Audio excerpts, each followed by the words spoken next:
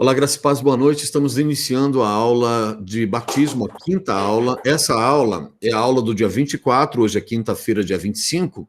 É a aula do dia 24, é a quinta aula. E nós estamos gravando essa aula com o propósito de disponibilizar esse material de forma permanente para todos aqueles que queiram conhecer a história da Igreja Batista Central, conhecer as características da nossa igreja, aquilo que a gente pensa, a maneira como a gente age, dogmas, costumes, doutrinas, enfim, princípios, conceitos. Então, essa é a ideia. Estamos gravando a aula, daqui a pouquinho a gente já disponibiliza, já no grupo da igreja, e vamos em frente a partir de agora, então. Dayara, aula, então, número 5. Vamos para as nossas doutrinas.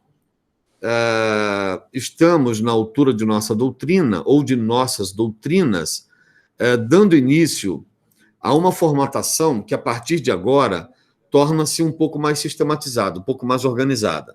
Voltando só um cadinho, quem somos, nossa missão, nossa visão, nossas doutrinas, nosso desafio, nosso alvo, como alcançaremos o nosso alvo, a história da Igreja Batista Central, a congregação torna-se igreja, a igreja precisa crescer, quem são os batistas. Então, agora, nós estamos nessa altura. Só fechando, a igreja precisa crescer, nós fechamos em crendo nessa verdade, lutamos e Deus nos abençoou.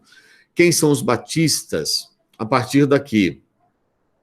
A história mundial dos batistas pode ser contada a partir de duas raízes principais, das suas doutrinas e do surgimento no cenário mundial com esse nome, com o nome de batistas. Bom, agora nós começamos uma parte mais organizada e mais estruturada da teologia, da chamada teologia bíblica, sob a ótica da Igreja Batista, e nós vamos conversar sobre essas chamadas raízes doutrinárias. Os batistas saem diretamente das páginas do Novo Testamento, dos lábios e ensinos de Jesus e dos apóstolos, e têm sua trajetória marcada pela oposição a toda a corrupção da sã doutrina, claramente exposta no Novo Testamento. A corrupção de algumas doutrinas e práticas do cristianismo começaram a surgir muito cedo em sua história. É a partir daí que nós começamos a fazer as nossas considerações. Vamos à Igreja de Jerusalém. Dia de Pentecoste. Jesus é assunto aos céus, a ressurreição se configura, o arrebatamento de Jesus, ou a ascensão de Jesus aos céus, ou a assunção, está configurada. Na verdade, está com data e hora marcada, né? Ela ainda não se efetivou. Jesus aparece aos 2 discípulos do caminho de Emaús, aparece às mulheres à beira do sepulcro, à porta do sepulcro, aparece em uma reunião em que os seus discípulos estão com as portas fechadas, e a partir daí as orientações de Jesus é que eles continuem em Jerusalém, e eles permanecem por 40 dias, orando e perseverando na doutrina dos apóstolos, nos louvores, e perseverando nas escrituras sagradas, relembrando aquilo que Jesus havia dito, mas lendo os livros de Isaías, talvez salmodiando, mantendo uma rotina de oração, cumprindo-se aquilo que Jesus havia dito. Bom, e chega o dia de Pentecoste. Pentecoste é uma festa de celebração, e era uma festa de celebração celebrada 50 dias antes da Páscoa. Havia toda uma organização para que essa data de Pentecoste funcionasse como uma celebração viva, como uma celebração da igreja. E é muito importante que na história da igreja a gente compreenda o papel do Pentecoste, a razão de receber esse nome. Então, o que é Pentecoste sob a ótica bíblica? E por que é tão importante a gente conhecer? Porque ao longo dos caminhos, ao longo dos séculos, Desculpe, 50 dias após a Páscoa e não antes dela. Até porque a Páscoa vai simbolizar a morte e ressurreição de Jesus Cristo. Jesus é o nosso Cordeiro Pascal, é a nossa Páscoa. Então, a contar do dia da celebração do Cordeiro Pascal, contava-se 50 dias. E aí, depois desses 50 dias, com data nesses 50 dias, o povo começava a celebração, dava início à celebração do dia da Páscoa, tá? Apenas essa correção. Bom, então, por que é tão importante a gente conhecer isso? Porque o dia de Pentecostes para a igreja não vai significar apenas o dia do poder do Espírito derramado sobre o povo, mas é mais um elemento da história do povo de Deus que se cumpre ao longo dos séculos e com o propósito de fazer com que a igreja de Jesus Cristo saiba que ela tem uma história, saiba que ela tem um lastro, ela tem um conjunto de informações que constituem as suas bases, que constituem não só o seu surgimento, como a sua continuidade. É bom que a gente saiba disso hoje, porque a igreja só é igreja porque nós temos esse lastro, nós temos essa estrutura. A palavra certa talvez seria consideração sobre a estrutura de Deus e a estrutura da igreja. Bom, vamos avançar. Ainda sobre o dia de Pentecoste, vale a pena a gente frisar algumas coisas, né? O dia de Pentecoste é chamado também de a festa das semanas e é uma das 3 grandes festas de Israel, tá bom? A expressão Pentecoste tem um significado do grego quinquagésimo, né? Penta, 5, 50. Então, Pentecoste, o 50º dia. Bom, a igreja em Jerusalém é inaugurada, então, no Pentecoste, começa-se um movimento muito grande de evangelização dos povos conhecidos de então.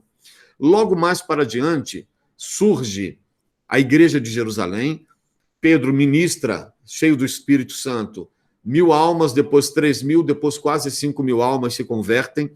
E ainda nessa sequência da ação do Espírito Santo sobre a vida da igreja, nós vamos ter um outro fenômeno ocorrendo, que é o fenômeno da autoridade do Espírito derramado sobre a igreja, distribuído sobre a igreja, dando à igreja ousadia, autoridade para que a igreja conseguisse enfrentar perseguições, enfrentar açoites, enfrentar torturas, enfrentar prisões, inclusive depois, um pouco mais adiante, enfrentando a morte. Muitos mártires do cristianismo derramaram seu sangue no decorrer dos séculos e, ao levantarmos essa história, nós também temos condições de vislumbrar, de entender, de compreender, mas de vislumbrar o propósito de Deus com a sua igreja, ainda permitindo que uma grande multidão seja sacrificada e que o evangelho de Jesus, então, chegue às nações através desse sacrifício, ou seja, o evangelho que chega até nós, o evangelho que nos alcança, que nos abraça, ele não é de graça, ele custou alguma coisa. E na vida dos mártires também. Nessa linha temporal, nós vamos ver a morte de Paulo em cerca de 69 depois de Cristo. Paulo é dado como apóstolo aos gentios. Paulo é o responsável pela fundação das igrejas da Ásia, as 7 igrejas da Ásia. Vamos tentar nos lembrar de quais são as 7 igrejas da Ásia? Sardo, Esmirna, Tiatira, Pérgamo, Laodiceia. Está faltando 2 ainda. Filadélfia, a Celeste está aqui do meu lado. Falta mais uma, Celeste. Vamos de novo. Sardes, Tiatira e Pérgamo. Sardos, vamos tentar de novo. Sardes, Tiatira, Filadélfia, Laodiceia, Éfeso, Pérgamo. A gente está repetindo alguma outra que... Falamos Laodiceia também.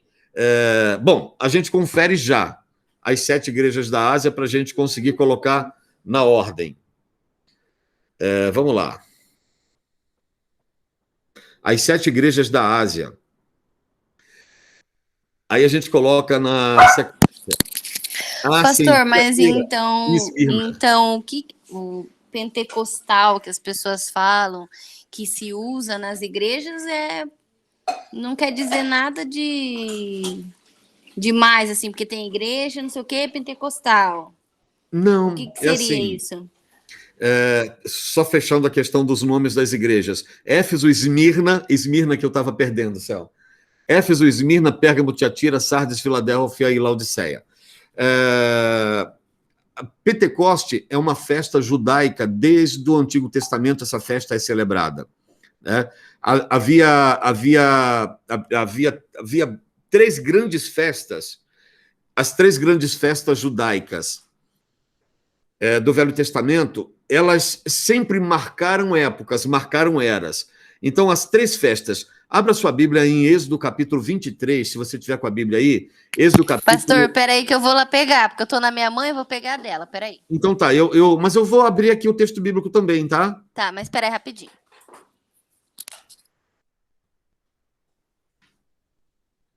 Estamos abrindo Êxodo capítulo 23.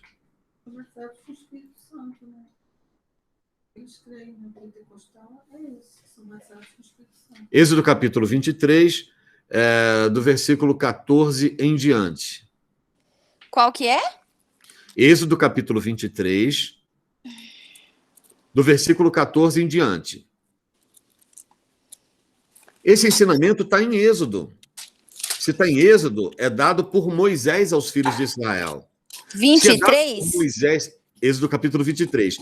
Se esse ensinamento é dado em Êxodo por Moisés aos filhos de Israel, é uma festa milenar, sagrada para o povo judeu e que vem muito antes do chamado dia de Pentecoste, que aí eu vou dizer qual é a analogia, é estabelecido um paralelismo, e aí Pentecoste passa no Novo Testamento, e por conta da visitação do Espírito Santo sobre aqueles que estavam no cenáculo, aguardando lá no 50º dia da Páscoa, quer dizer, 50 dias após a celebração da Páscoa, a manifestação que o Senhor Jesus disse que haveria através do Espírito Santo. Bom, então, onde queremos chegar? Vamos às três grandes festas, vamos ler o livro de Êxodo. 3 vezes no ano me celebrareis festa. A festa dos pães ázimos ou asmos guardarás. 7 dias comerás pães ázimos, como te tenho ordenado, ao tempo apontado no mês de Abibe, porque nele saíste do Egito, e ninguém apareça vazio perante mim. Essa palavra é terrível. Ninguém apareça vazio significa que todo mundo traga alguma coisa para celebrar. Todo mundo tem alguma coisa que possa trazer para cultuar, para adorar. E durante 7 dias, a festa dos pães ázimos era a festa de celebração da saída do povo de Israel do Egito. Essa é a primeira festa. A segunda festa é a chamada Festa da Cega. E a festa da cega dos primeiros frutos do seu trabalho, que houverem semeado no campo. E a festa da colheita, a saída do ano, quando tiveres colhido do campo o seu trabalho. Bom, então, eu tenho aqui as 3 festas. As festas dos pães ázimos, a festa da cega dos primeiros frutos e depois a festa da colheita. Né? A festa da cega. Vamos descer aqui mais um bocadinho para eu mostrar uma coisa para você. A maneira como você deveria celebrar a festa. Deixa eu ver aqui. Ah, não, é isso. Pães ázimos, a festa da cega dos primeiros frutos e a festa da colheita, né? A saída do ano. Agora, olha só. O tempo passa, o povo de Israel celebra essas festas, chega o período do Novo Testamento, vem Jesus ministra o reino de Deus, apresenta o reino de Deus aos homens, é crucificado, é sepultado, ressuscita ao terceiro dia, aparece aos 12 no caminho de Emaús, aparece as mulheres ainda na manhã do primeiro dia da semana, as mulheres que foram ao sepulcro para embalsamar o corpo de Jesus, e depois Jesus vai aparecer ainda quando eles estão trancados dentro de uma casa, orando. Preocupados, a morte de Jesus era fato, estavam descaídos, o semblante descaído, estavam tristes, mas aí Jesus aparece no meio deles. É aquele episódio em que Jesus coloca as mãos e aí Tomé toca no furo e Jesus diz, olha, toca, olha, você creu porque tocou, bem-aventurados aqueles que não viram e creram. Você está vendo, que bom que você está vendo, mas bem-aventurados aqueles que não viram e creram. Jesus conversa com os discípulos, tem uma ceia com eles e depois desaparece, é assunto aos céus, e os discípulos ficam órfãos a partir de então. Mas aí, Jesus... E eu lendo essa parte, descobrindo que depois ele voltou e conversou com os discípulos. Fiquei assim, ó. Voltou e conversou com os discípulos. E aí, quando ele volta e conversa com os discípulos, nós temos uma lição sendo dada aí. A lição de que a ressurreição também nos alcançará. E mostrando como será a vida do cristão depois de glorificado, o corpo glorificado, e a ressurreição ser um fato também na nossa vida.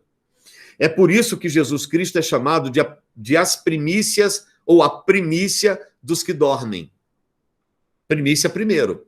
Então ele está como primeiro, porque estando como primeiro, ele ressuscita para mostrar o que haveria de acontecer conosco quando nós também ou morrêssemos por morte natural, ou os que experimentarmos o arrebatamento da igreja, formos então tomados com ele, e teremos então uma outra vida, uma nova vida, a chamada vida eterna, na qual haverá consciência completa, na qual haverá mobilidade, na qual haverá possibilidade de comunicação, né? E na qual se observará um corpo glorificado.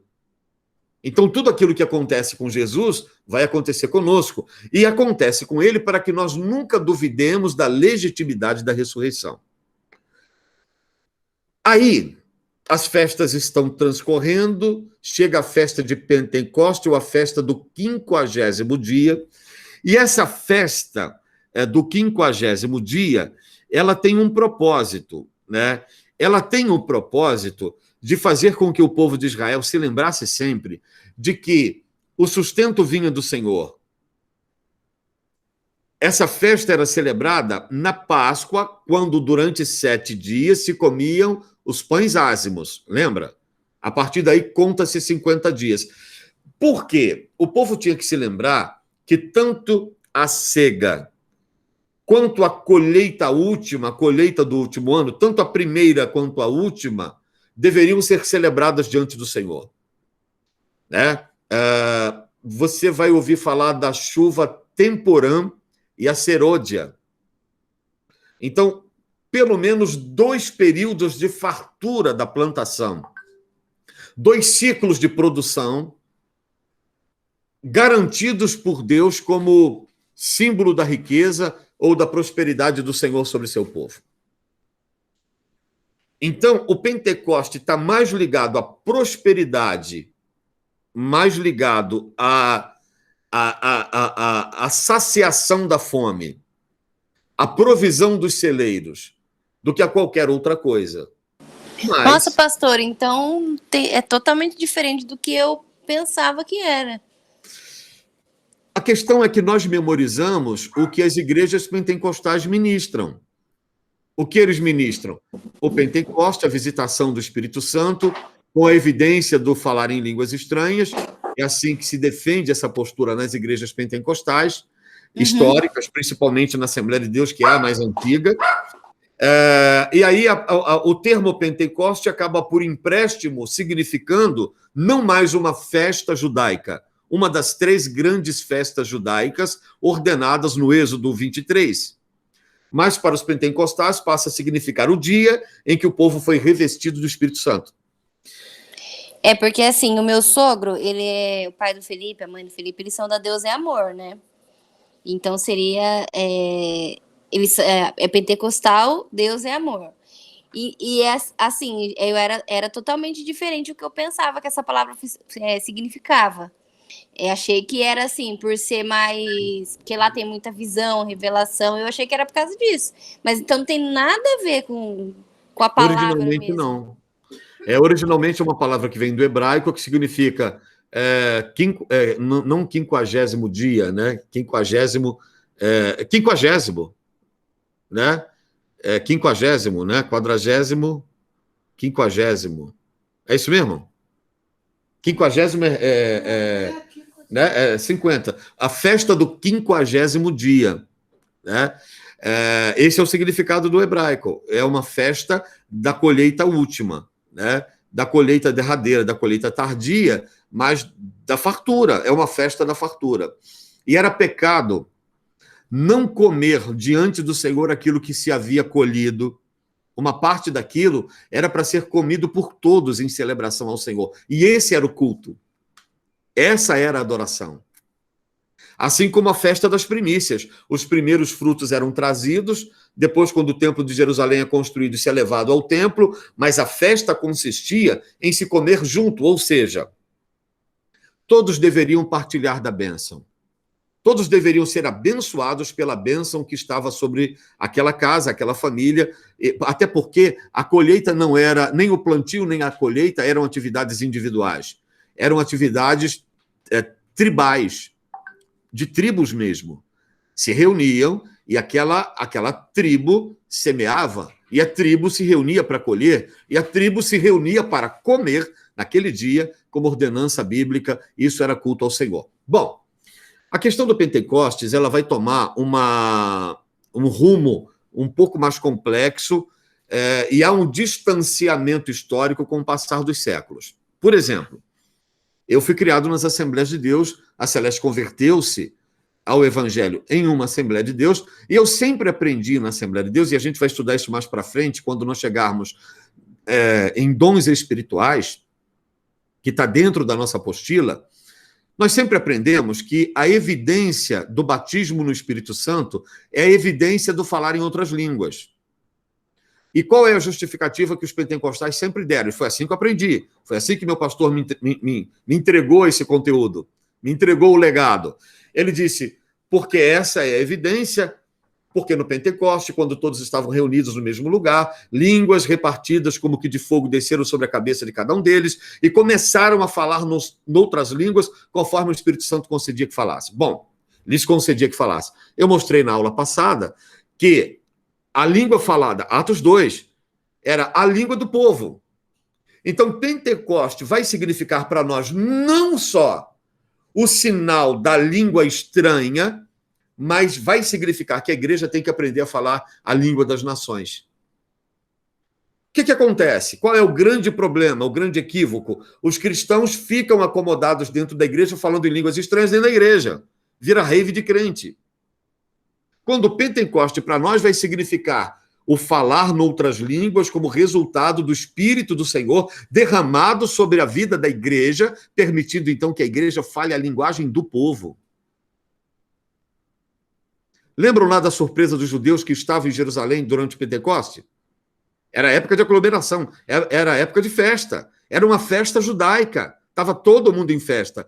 A gente poucas vezes ouviu alguém ministrando, ensinando com essa clareza sobre esse tema, porque normalmente a gente vai entender que Pentecoste foi só para os crentes que estavam reunidos dentro do cenáculo. Não, era uma festa judaica. Jesus está dando uma referência temporal. Ó, durante o Pentecoste, alguma coisa vai acontecer. É como se ele dissesse isso. Aguardem lá. E aí 50 dias se passam, desde a sua morte e ressurreição. Né? Desculpe, 40 dias depois da morte, porque Jesus ele é morto na semana da Páscoa. Então, para completar os 50 dias, tem um período ainda de 10 dias de intervalo. A gente pode depois estudar essa cronologia do sepultamento e da morte. Né? Você conta aí os dias de vitupério, você conta aí a via sacra, você conta aí a morte, a ressurreição que demora 3 dias. Percebe? Que o pessoal fica sem comer carne, né? A quaresma. Mas seria a mesma coisa, 50 dias, né? Sendo que, no caso desse lance do pessoal não comer carne, é a celebração católica apostólica romana, que rouba a festa judaica e celebra a Páscoa judaica trazida para os cristãos, como uma festa a ser celebrada pelos cristãos. E são festas judaicas, né? Bom, tudo bem, deixando de lado a polêmica da festa judaica, nós temos a questão aí agora, Dayara, do Pentecoste significando muito mais do que alguém conseguir falar numa outra língua que nunca falou. É falar numa língua que o outro há de entender. A lição para a igreja é: a igreja tem que aprender a falar a língua dos homens. A igreja tem que se fazer entender pelos homens. Os homens precisam compreender que a igreja de Jesus está viva. A igreja, ela não pode ser, ainda que ela seja uma instituição atemporal, ou seja, ela existe independentemente do tempo, mas ela não é uma instituição... deixa eu ver aqui... deixa eu mandar aqui para a Cristina.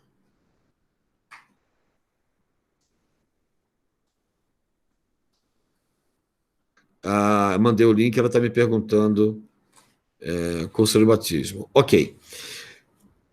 Então, Dayara,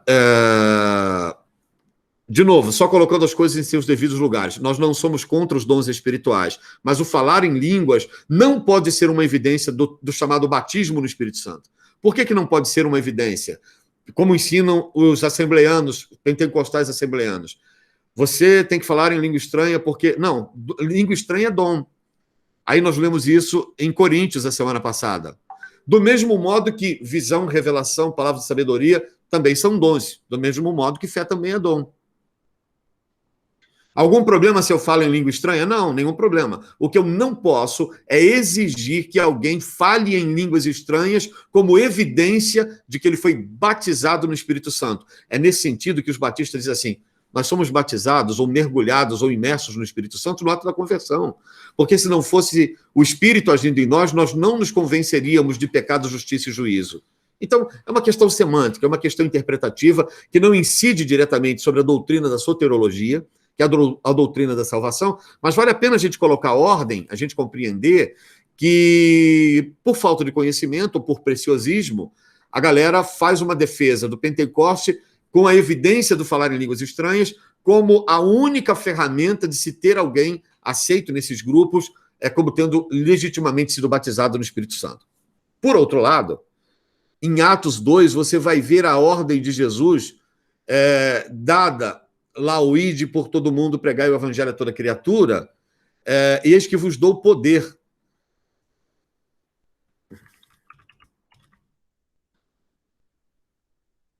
Lucas capítulo 10, versículos de 19 a 21. Eis que vos dou poder para pisar serpentes e escorpiões e toda a força do inimigo, e nada vos fará dano algum.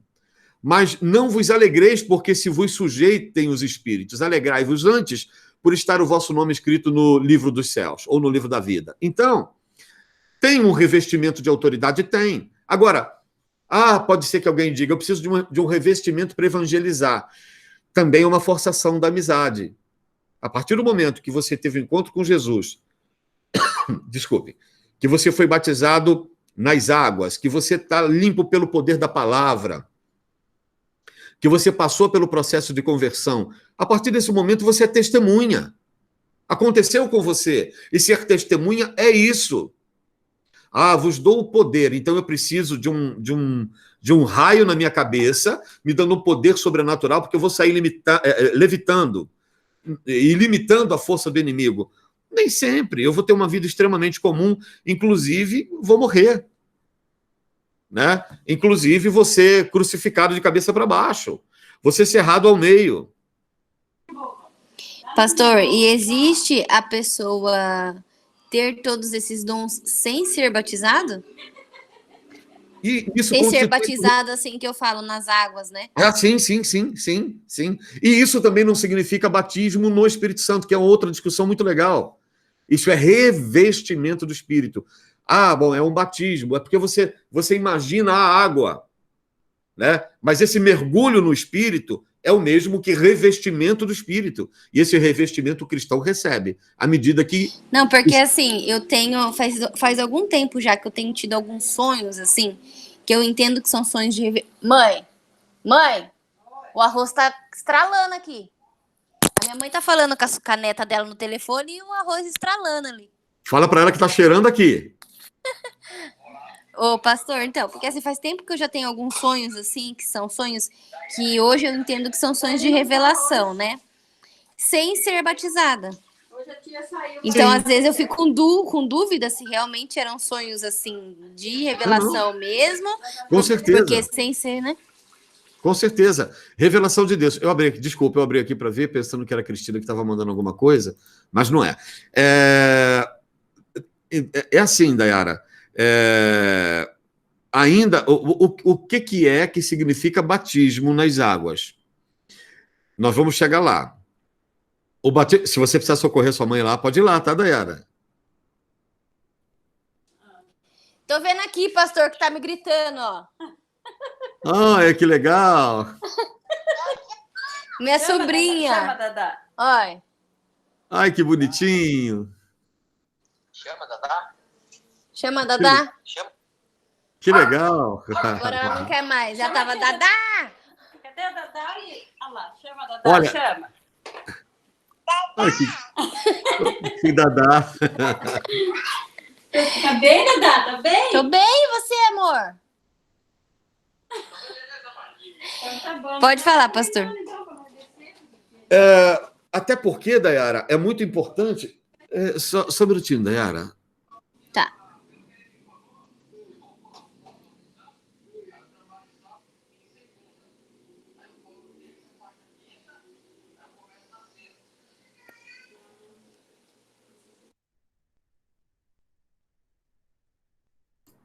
Vamos lá. O batismo nas águas, ele é uma profissão pública da fé. Só. É um ato simbólico. E simboliza o quê? Morte para o mundo, nascimento para Deus. E a morte para o mundo de que maneira? Você não deixa de ser Dayara. Mas a partir de agora, o seu homem espiritual, ele está vivo. E você passou a viver uma vida agora no Espírito Santo.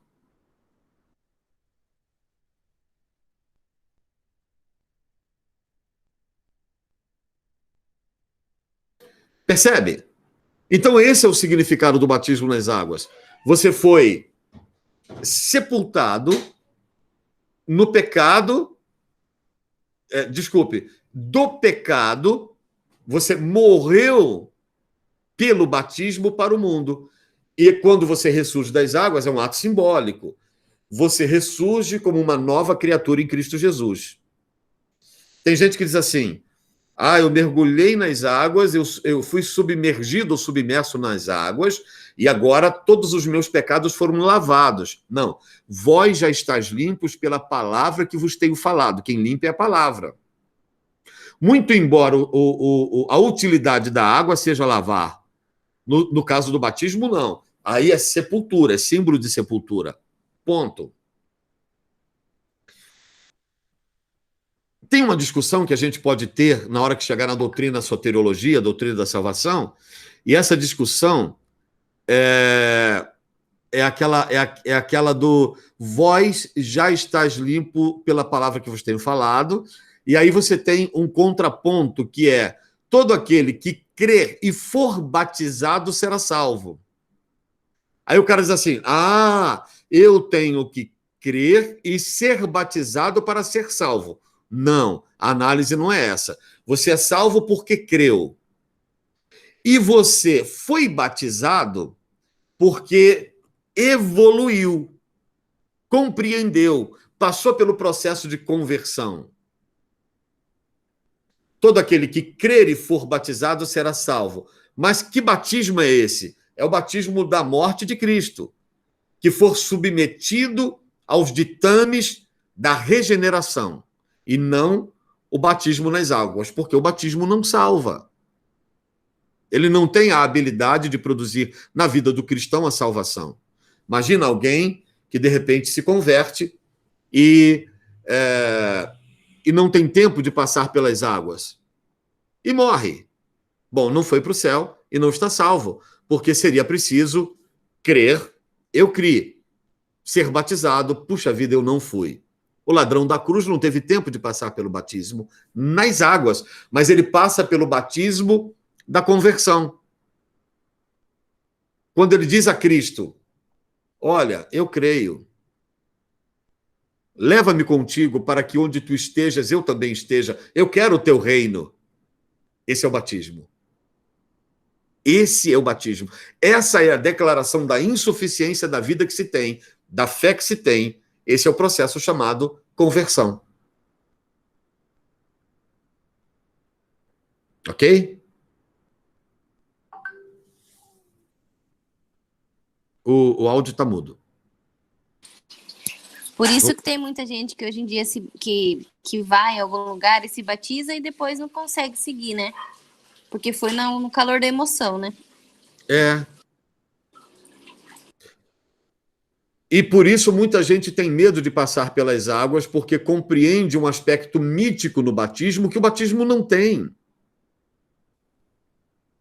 O batismo vai exigir de mim e de você a mesma firmeza de caráter, a mesma índole, que a escolha de uma profissão. É profissão de fé, inclusive. É o que você professa. A opção pelo casamento, a opção pela vida celibatária ou celibata, enfim, é uma opção. Mas que envolve a vida eterna. A salvação em Cristo Jesus, sim.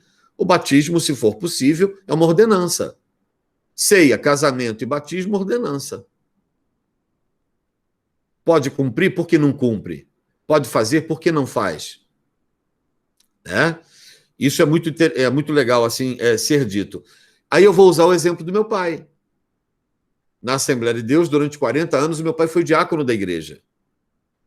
E para a liderança da nossa igreja, ele era um homem cheio do Espírito Santo, mas não era batizado no Espírito Santo. Porque ele não falava em línguas estranhas. Um dos grandes professores da igreja em toda a sua história. Um dos grandes ensinadores da igreja. Um dos grandes administradores que a igreja teve. Foi meu pai. Mas ele amava a igreja, amava os pastores, muito embora ele soubesse, meu pai era um doutor na palavra, muito embora ele soubesse que ele não precisava falar em línguas estranhas, como a sua liderança sempre ensinou, para que ele soubesse que era batizado no Espírito Santo. Ele era. Convertido, regenerado, testemunho de vida, um homem que andava em santidade diante de Deus, marido de uma só mulher, pai de seus filhos, um bom testemunho na comunidade, profundo conhecedor da palavra, um homem de oração, quebrantado, de comunhão com Deus indiscutível. O batismo está configurado. Ele estava batizado em Cristo, submerso na influência do Espírito para ter a postura que teve. Mas ele não recebeu o dom de falar noutras línguas. Ele tinha a palavra da sabedoria, tinha fé, tinha a palavra do conhecimento. Mansidão, era um homem manso, extremamente manso. Só não falava em línguas estranhas. Tanto é que eu tinha dito ao meu pai, antes dele falecer, que se ele concordasse em vir trabalhar comigo em Botucatu, nós o prepararíamos para a ordenação pastoral, não porque era o meu pai. Eu ia encaminhar o meu pai para a Convenção Batista, apresentá-lo para... Meu pai tinha um curso de teologia, tinha passado pela classe de... Sabe, é muito engraçado tudo isso. Mas ele era de boa, ele era cabeça feita, ele falou, não, eu nunca quis ser pastor. Né? Mas eu entendo que eu tenho dons espirituais que não o falar em línguas, mas, infelizmente, os meus pastores entendem diferente. Ele respeitava isso e conviveu com isso até a morte. Ele lidou muito bem com isso. Aí, Dayara, vou confidenciar uma coisa a você. Quando os meus pastores ensinavam isso à igreja, eles diziam que os batistas eram maravilhosos conhecedores da palavra, mas eram frios porque não tinham o poder do Espírito Santo. Eu ouvi isso muitas vezes. Muitas vezes. E uma vez eu me lembro de ter conversado com meu pai. A minha mãe tinha, porque a minha mãe faleceu, apesar dessa família ainda estar viva, membros desta família ainda estarem vivos. Minha mãe tinha amigos queridos da Igreja Batista. Eram frequentadores da primeira Igreja Batista em São João de Meriti, outros da primeira Igreja Batista da Pavuna, e crentes fiéis, gente séria. Eu adorava ir aos cultos na Igreja Batista. Eu ia. Eu me lembro que a primeira Igreja Batista de São João... Eu tenho eu guardei esse presente até bem pouco tempo. Eu tinha um chaveirinho, que eu me lembro até o dia que eu fui buscar. Eu tinha uns 7 anos, 8 anos. Aí a avó Cotinha disse assim, Jô, vai lá buscar o seu. E a igreja era grande, assim, comprida, muito grande, e eu fui andando, passando de banco em banco até chegar lá, os irmãos estavam entregando os chaveirinhos e tal, e eu fui receber o meu, levei para casa de presente para minha mãe e tal. Eu amava os louvores, eu amava coral, eu amava quarteto, o som do piano, dos violinos, aquilo para mim, né? E na minha igreja era banda, era furiosa, né?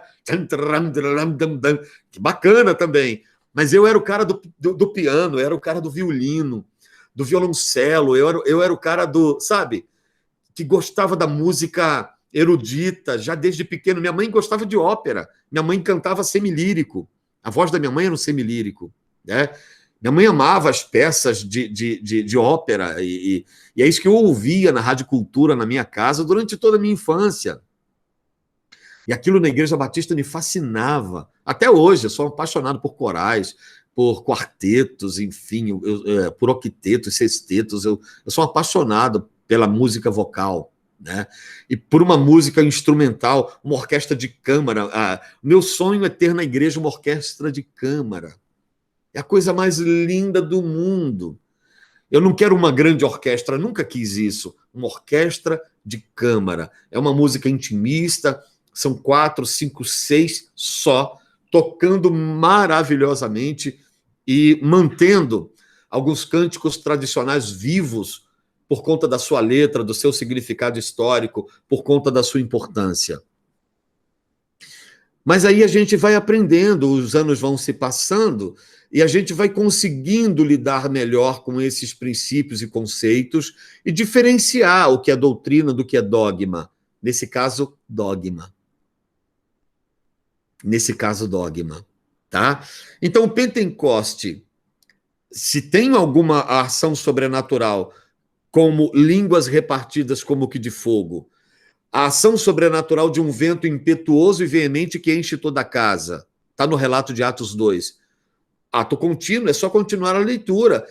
Os que estavam no cenáculo glorificaram a Deus, e esse foi o sinal, falando línguas que nunca haviam aprendido, como dom do Espírito Santo, o dom de línguas. Né? Mas mais lá na frente, Paulo vai dizer, olha, tem o dom de línguas, mas para que haja o dom de línguas é preciso haver quem o interprete.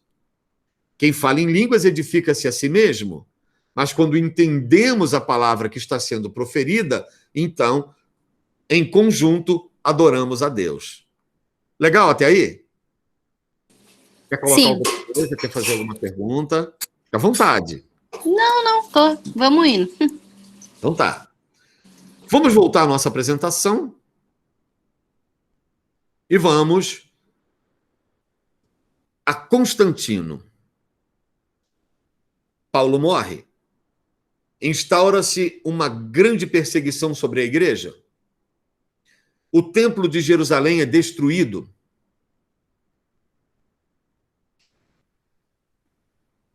Os cristãos são acusados de conspiração contra o Estado romano. E nós começamos, dentro da história do cristianismo, uma grande perseguição à igreja. Eu tenho esse livro aqui, eu posso deixar separado. Eu estou há muitos dias sem vir gravar aqui, sem vir transmitir nada aqui, com medo de deixar a porta aberta e de verem o carro e baterem aqui. E nesse surto da pandemia, a gente ser obrigado a abrir a porta para não ser deselegante. E aí não adianta nada você se preservar ou preservar a família. Mas eu vou vir agora nos próximos dias e vou separar a história do cristianismo para você. Eu agora não vou conseguir, olhando de longe, achar. Mas chegamos a Constantino. o fundador de Constantinopla, atual Turquia. Aliás, a queda de Constantinopla acontece em 476 e coincide com o fim da hegemonia do Império Romano. Bom, a igreja passa por grandes perseguições. Então, é muito interessante também a gente conhecer as grandes perseguições que a igreja cristã sofreu ao longo da história.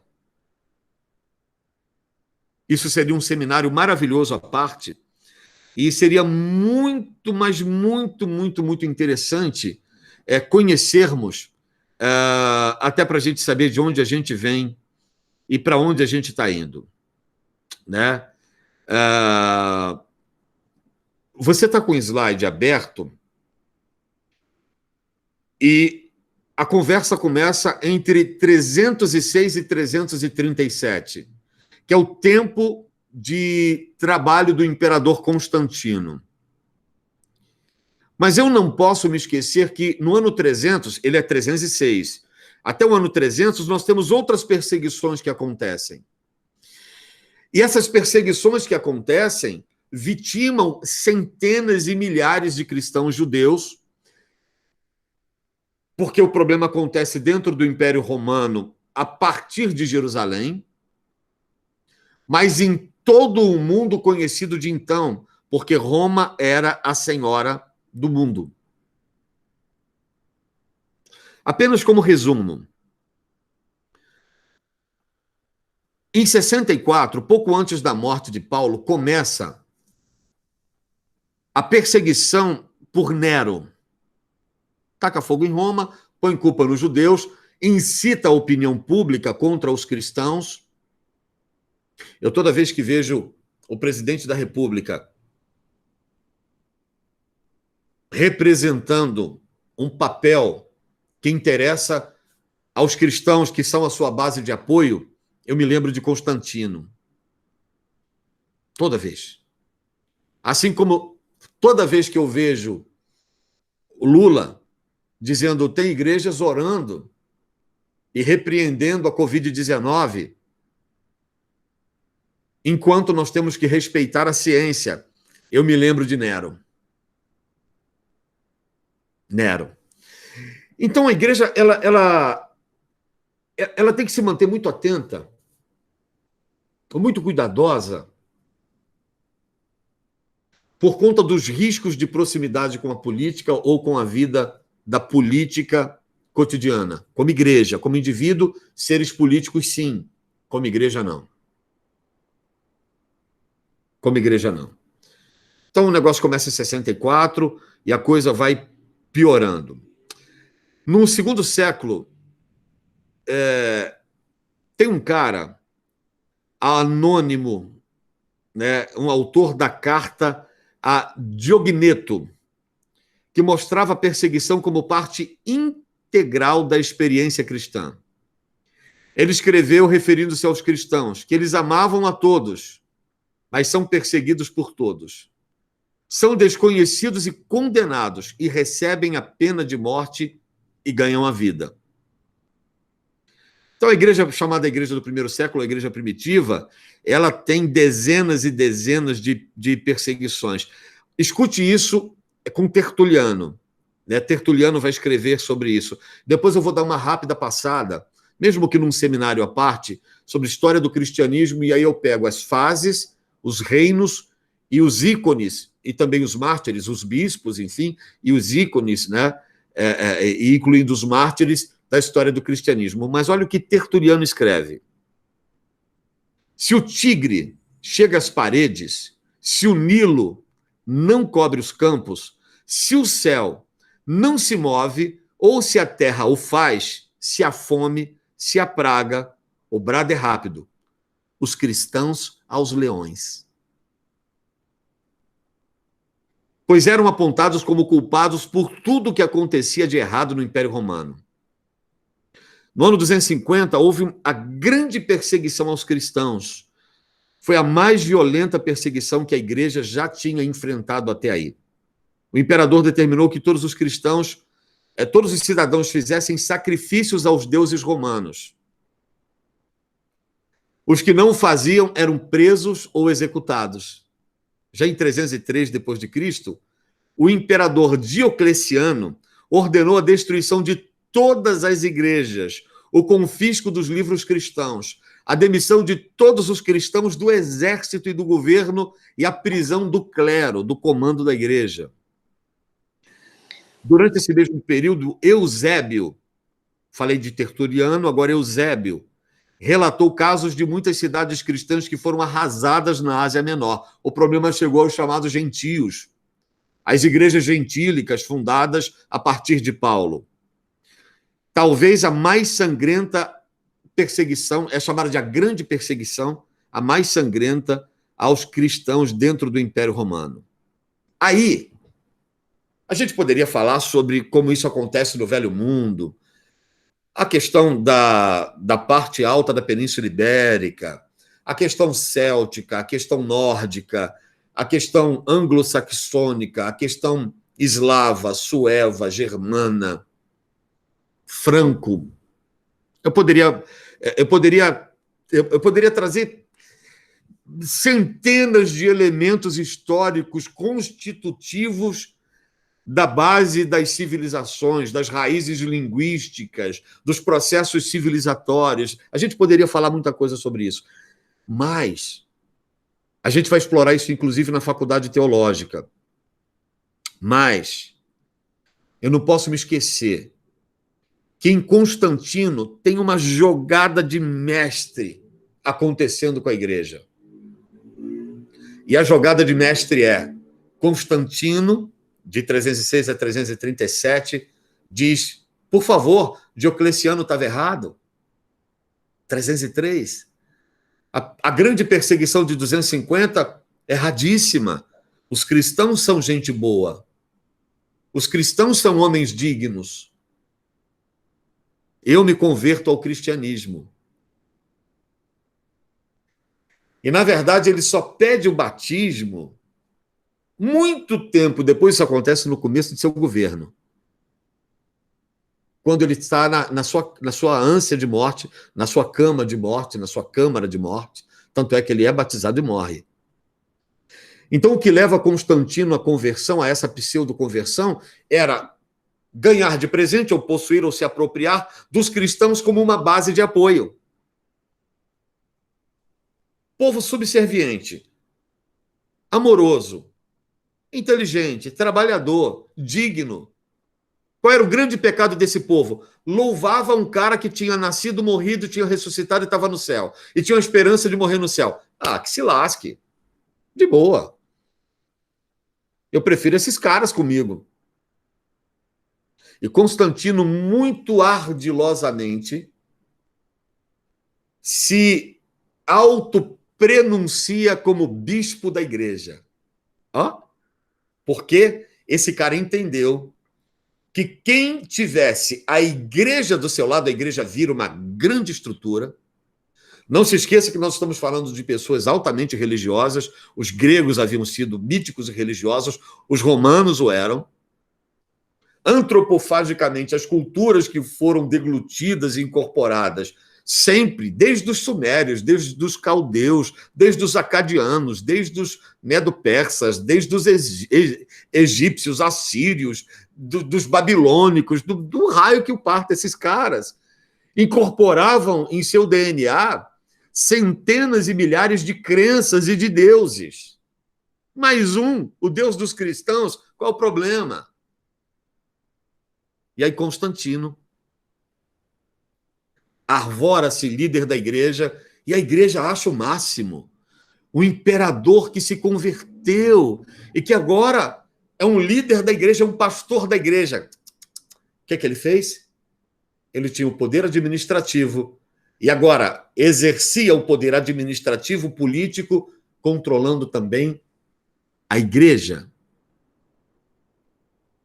Por que será que nós vemos os mesmos elementos constituindo linhas de ação hoje? Por que será? Então vamos lá, essa corrupção foi se ampliando após a conversão do imperador Constantino ao cristianismo, vai ocorrer em 312, ele incorpora a cruz ao seu estandarte e passa a favorecer os cristãos. O que acontece? Cara, termina a perseguição aos cristãos e o jogo vira. Quer ver, ó?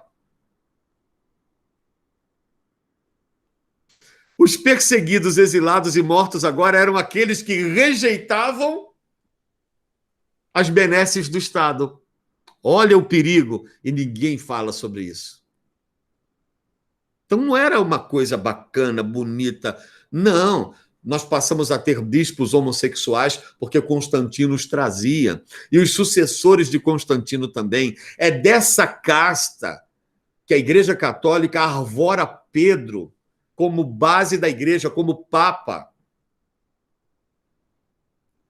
É dessa estrutura carnal. E se vocês lerem a história dos papas, infelizmente, esse livro ficou para mim e os meus tios, depois da morte do meu avô, não me entregaram. A história dos papas. Mas eu vou procurar esse livro para comprar. Nós temos, inclusive, uma papisa que dá à luz em plena procissão, porque ninguém sabia que ela era mulher. Uma papisa. Essa corrupção da igreja, então, iniciada com Constantino, é Satanás trabalhando dentro da igreja. Não por um acaso, precisamos ter um cuidado todo especial com as posturas, a partir da liderança. O que é igreja? O que é uma igreja verdadeira? Quais são os elementos de uma igreja legitimamente constituída em Cristo Jesus? Né? Então, Dayara, é isso. Muitos destes resistentes e que rejeitavam as inovações doutrinárias e tais práticas, agora começaram a ser perseguidos e mortos. Tem diabo nessa história, tem Satanás nessa história. Se antes você é perseguido por sua fé, agora a sua fé, entre aspas, é adotada por império, aí o império diz assim, agora morre quem não concordar com essa fé. Essa fé virou instrumento de governo. Virou instrumento de violência e de comando. Vamos lá. Já estou terminando, tá bom, Dayara? Vou falar mais 3 minutos e termino, te prometo, tá? Tá. Vamos lá agora, quem são os batistas? Tem um material que eu vou trazer. Eu tenho um livro, aliás, já era para eu trazer esse livro para a biblioteca. Ele foi me dado de presente pelo pastor Josué. É um livro antigo, maravilhoso. E foi esse livro que eu usei, parte desse livro, para me preparar para o exame de concílio. Se não me falha a memória, esse livro foi publicado em 1957. É um livro bem bacana, que vai fazer 70 anos. Ele está guardado com muito carinho, mas eu vou trazer ele para cá provavelmente amanhã. Vou trazer ele bem devagarzinho, assim, sabe? Com uma certa cerimônia e tal. Mas em torno do ano 327, mais ou menos, deixa eu voltar, dentro do governo de Constantino, começa uma resistência de alguns cristãos, alguns pastores, alguns bispos, que começaram a desenvolver uma resistência que lá em 1500, 1200 anos depois, será identificada como movimento anabatista, mas que se consolida em 1217, me parece, 1217 ou 18. Quer dizer, 900 anos depois. E em 1218, 17, o perfil da Igreja Batista estava estabelecido, muito embora ainda houvesse a necessidade de mais 300 anos para que a configuração do chamado movimento anabatista, ana e é não, surgisse. E esse movimento surge com base na intenção de protesto às ações de batismo de crianças pela Igreja Católica Apostólica Romana. Já então, Igreja Católica Apostólica Romana. Católica Apostólica Romana é uma evocação titular, trititular, né? É um título tripartite. Católico, universal, apostólico, universal, baseado na vida e obra dos apóstolos, ou nos ensinamentos dos apóstolos, mas romana, ou seja, sob a égide do governo de Roma. E é assim até hoje. A coisa é tão complexa, é claro que um assunto não está intimamente ou diretamente ligado ao outro, mas intimamente ligado ao outro. Eu tenho um interregno temporal gigante, mas o Vaticano é uma nação, do qual o Papa é o seu presidente e os seus cardeais, ministros de Estado. É por isso que quando o Papa chega numa nação qualquer do mundo, ele é recebido com honras de chefe de Estado. É o menor país do mundo. E aí tem uma história para o surgimento do Vaticano, né? E por que dessa honra estatal dada ao chefe da igreja? Na verdade, é a tentativa de blindarem o chefe da igreja para que as culturas e os reinos não diluíssem o seu legado e não dilapidassem a sua riqueza. Um dia a gente conversa sobre isso. Esse grupo manteve acesa as doutrinas cristãs genuínas.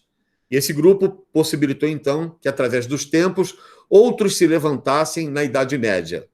A gente precisava ler sobre Cláudio de Turim, Pedro Bryans, Henrique de Lausanne, Pedro Vado, João Wycliffe, John Hus, ou Hus, e dezenas de outros bispos, pastores, pregadores, homens eloquentes e cheios do Espírito Santo para a resistência em nome de Cristo e a sua fé.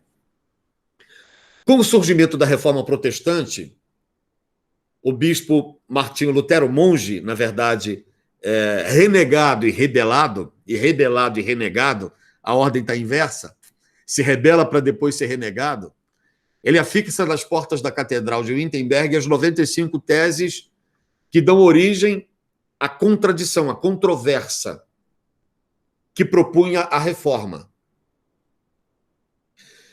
E aí é muito legal a gente analisar o compêndio doutrinário exigido por Lutero nas suas 95 teses. É daí que surge o movimento da reforma, baseada em alguns conceitos como sola fide, sola gratia, sola fé e sola scriptura. Só a fé, né? Só as escrituras, só a graça, nada mais. Esse movimento é abraçado pelo movimento posteriormente, pelo movimento da reforma, pelo movimento reformado. E é a grande máxima da Igreja Reformada.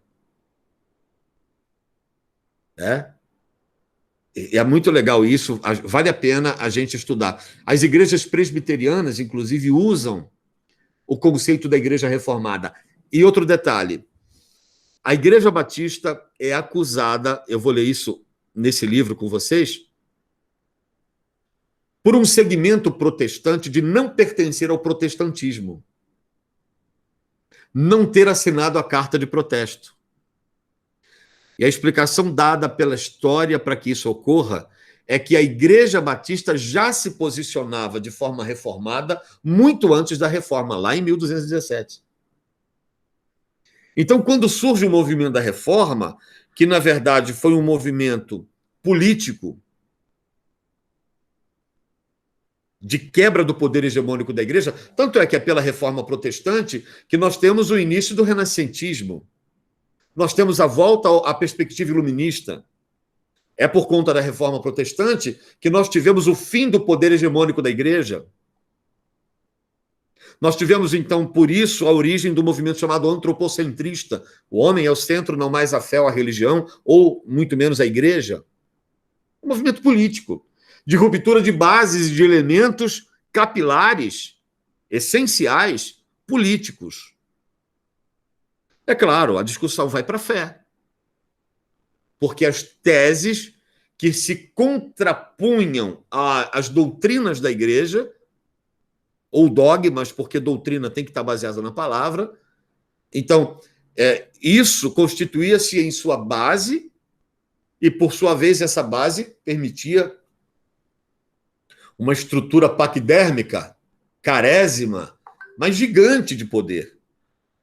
Então, a quebra, através da contestação e da fixação das teses e das discussões originadas daí, o ato da reforma em si, protagonizado por Lutero, o ato da reforma em si não se baseia na fixação das teses na porta da Catedral de Wittenberg. Ali é o estopim da reforma. E aí vem uma galera junta também que não tem nada a ver com a teologia. Vem uma galera junta que não tem nada a ver com Cristo ou com a sua palavra, mas que encontra nas teses de Lutero uma resistência a esse chamado poder hegemônico da igreja. Alguém queria ganhar dinheiro, alguém queria ficar livre, alguém queria fugir das inquisições da vida, alguém queria espaço de poder, alguém queria... Bom, e aí um exército gigante se avizinha dos reformistas, dos quais Lutero é o seu grande nome. Não confundam a reforma protestante de Lutero com o movimento de contraposição de Calvino.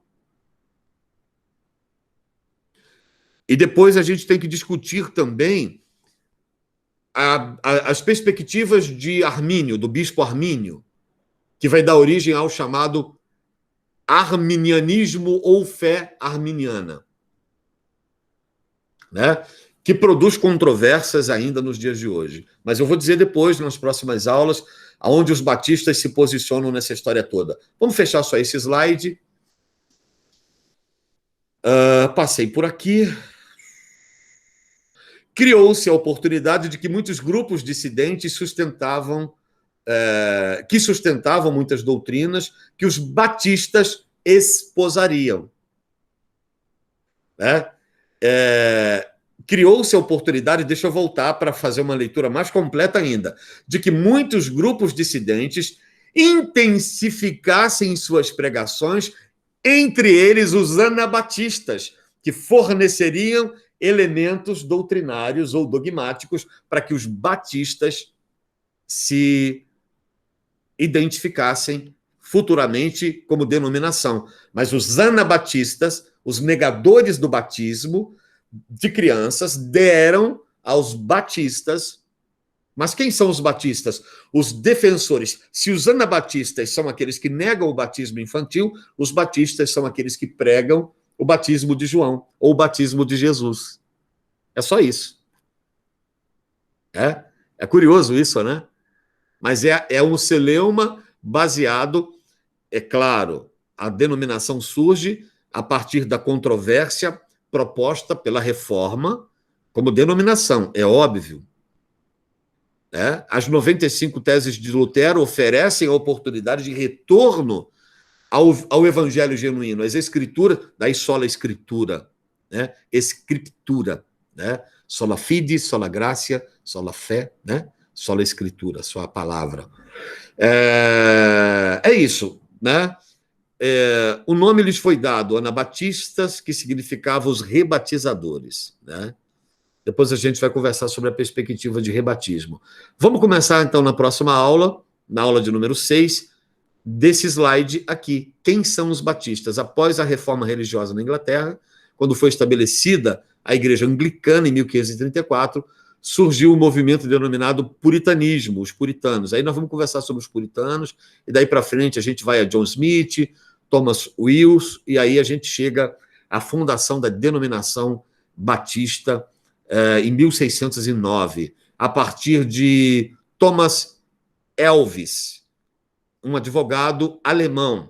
Então, a fundamentação ocorre na Europa, mas a fundação ocorre numa região específica da Europa, em Amsterdã. Tá bom? E aí a gente vai discutir isso aí na próxima aula. Tá bom? Deu para acompanhar bem? Tá bom, pastor. Sim. É muita informação para pouco tempo ou dá para ir de boa? Não dá para entender, sim. Então tá bom. A pizza você manda entregar até umas 23 horas, por Nada. favor, Agora tá? sardinha, ó. Ai, que delícia! Que chique! Estamos em tempos de vacas magras. Tem problema não, coitada da vaquinha. Diz a dona Sônia que eu estou mandando um abraço para ela, para o seu Mãe. sogro também, tá bom? E é muito bom aí saber que vocês estão bem, Pastor, preservados, com saúde. Oi, dona Sônia, tudo bem? Deus abençoe. Amém, pastor. Amém. Deus abençoe o senhor também. Saudade da senhora, tá? Logo nós estamos juntos de novo. Estaremos juntos de novo. Amém. Deus abençoe. Forte abraço. Amém. Obrigado, outro. Deus Agora abençoe. eu vou tratar do nenê agora. É isso aí, cuida mesmo. Alguém tem que gostar dessa criatura. Nossa. Ninguém gosta dela, né, pastor? Alguém tem que gostar dessa criatura. O pior é que eu falo pros outros que você fala isso e as pessoas acham que não. Que essa carinha de bonzinho. Dayara, dá um abração no Felipe, tá? Tá bom, pastor, pode deixar. Abraço. O Fica na Acel tá paz. aí? A Cel tá com a Iane lá no salão. Eu vim aqui para a igreja. Ah, tá. O Johan está sentado aqui à minha direita, então à sua esquerda. Se Paz, demorar mais 5 Johan. minutos ali, ele vai ser arrebatado e vai cair nos braços de Morfeu. Paz, Dayara. Tá mandando a paz para você, tá? Tá bom. Bom descanso, Dayara. Beijo. Viu? Fala pro Johan mandar um beijo pra princesa. Ele tá balançando a cabeça assim, como Ela quem diz fica que não. louca comigo que eu mando pra ela assim: oi, princesa. A paz, Dayara. Deus Paz, abençoe. pastor. Tchau, tchau.